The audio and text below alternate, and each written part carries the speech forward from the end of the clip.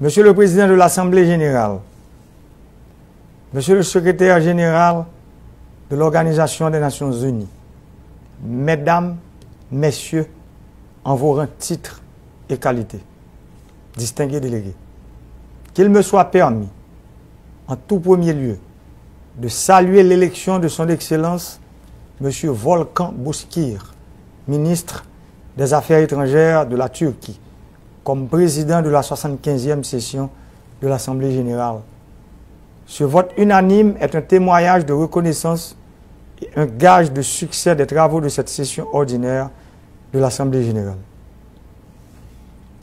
Je salue également le travail remarquable de son Excellence l'ambassadeur Tijani Mohamed Bande, qui a conduit les travaux de la 74e session avec une grande dextérité, malgré les difficultés liées à la pandémie du coronavirus.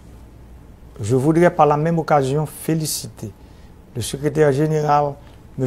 Antonio Guterres, pour les initiatives courageuses et ambitieuses visant à renforcer l'efficacité et l'efficience du système des Nations Unies dans la perspective du bien commun de notre planète. Monsieur le Président, notre monde est actuellement confronté à une crise sanitaire majeure provoquée par le virus du Covid-19. Ces conséquences multidimensionnelles, auxquelles s'ajoutent de nouveaux conflits et des guerres asymétriques, le terrorisme et l'extrémisme violent, les inégalités socio-économiques à l'échelle mondiale et les changements climatiques doivent nous interpeller également. Aujourd'hui, plus que jamais, nous avons besoin d'un système multilatéral plus solidaire et plus efficace. Un système qui permettra aux États membres de l'organisation de développer des stratégies en vue de relever les défis pour atteindre la vision holistique d'un avenir meilleur pour tous. Ce, conformément à la déclaration de ce sommet des Nations Unies sur l'avenir que nous voulons. Monsieur le Président, ce n'est pas un hasard si l'élimination de la pauvreté sous toutes ses formes et partout dans le monde constitue l'objectif numéro 1 du programme de développement à l'horizon 2030.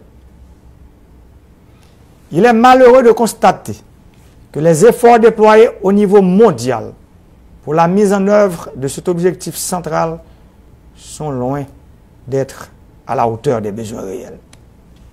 Aujourd'hui encore, un fort pourcentage de la population mondiale souffre de la pauvreté et de la faim. Nous ne parviendrons pas à inverser la tendance sans une vaste mobilisation de ressources financières. Le décalage est encore saisissant entre les engagements que nous avons pris et les actions en cours pour éliminer la pauvreté dans le monde. Haïti a eu plusieurs milliards de dollars américains d'aide de la communauté internationale pendant ces 10 dernières années. Les conditions de vie des Haïtiens ne se sont pourtant pas améliorées. Les milliards de dollars dépensés n'ont souvent pas tenu compte de nos priorités, de nos besoins, ni même de notre stratégie de lutte contre la pauvreté. Dans une perspective de développement durable, nous appelons les bailleurs de fonds de tous les pays amis à réaliser une analyse critique de l'aide internationale à Haïti afin d'évaluer son efficacité. Nous voulons des projets qui s'adaptent à nos besoins, qui répondent à nos priorités et qui nous permettent de mettre en œuvre un développement économique axé sur l'humain, sur la production nationale, sur le renforcement des capacités de nos institutions. Nous voulons des projets qui ont un impact positif sur la pauvreté et qui intègrent les enjeux sociaux et environnementaux du pays. Certains bailleurs commencent à comprendre la nécessité de s'allier sur la volonté du gouvernement de la République d'Haïti en ce qui concerne le choix de ses priorités. Nous les félicitons. Monsieur le Président, nous sommes à 10 ans de la date butoir pour la réalisation pleine et entière des objectifs de développement durable. Beaucoup de pays ont déjà réalisé des progrès considérables en ce sens. D'autres, en dépit de leurs efforts, sont encore à la traîne. En Haïti, les besoins en termes d'urgence, de redressement et de développement à long terme demeurent immenses et exigent un investissement cohérent dans plusieurs domaines. En l'état actuel de mon pays, la poursuite des objectifs de développement durable constitue un défi majeur. Des efforts gigantesques et soutenus devraient être déployés dans les domaines prioritaires tels que les infrastructures routières, agricoles, électriques, numériques, portuaires, aéroportuaires, l'éducation, la couverture sanitaire, les logements sociaux, la mobilisation de l'investissement direct étranger, la reforestation, la protection de l'environnement, la relance de la production agricole, l'accès à l'énergie pour tous à partir de sources renouvelables et l'accès au crédit à tous, surtout aux jeunes et aux agriculteurs. Monsieur le Président, j'ai pleinement conscience de la responsabilité qui est mienne de veiller à l'établissement des conditions essentielles pour garantir la sécurité, la paix, la stabilité et le développement à long terme d'Haïti.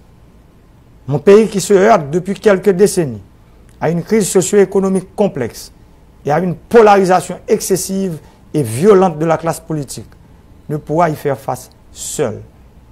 La République d'Haïti se relèvera, mais avec un appui durable, cohérent, efficace et bien coordonné de la communauté internationale. Aujourd'hui, la République d'Haïti est amputée d'une institution indispensable à la bonne marche de la démocratie, le Parlement. Nous avons mis en place un nouveau conseil électoral provisoire pour réaliser des élections crédibles, transparentes, inclusives, libres, honnêtes et démocratiques. Fidèle à cette tradition historique, la République d'Haïti s'est toujours évertuée à promouvoir et défendre les valeurs et les principes de liberté universelle, de paix pérenne et de coopération entre les nations du monde entier. Sur cette base, mon pays se range constamment aux côtés des États membres de la communauté internationale désireux de bâtir un ordre mondial plus juste et plus équilibré conformément aux buts et principes énoncés dans la Charte des Nations Unies. C'est dans cet esprit que je salue l'initiative du secrétaire général qui a formulé des propositions pertinentes pour réformer l'organisation.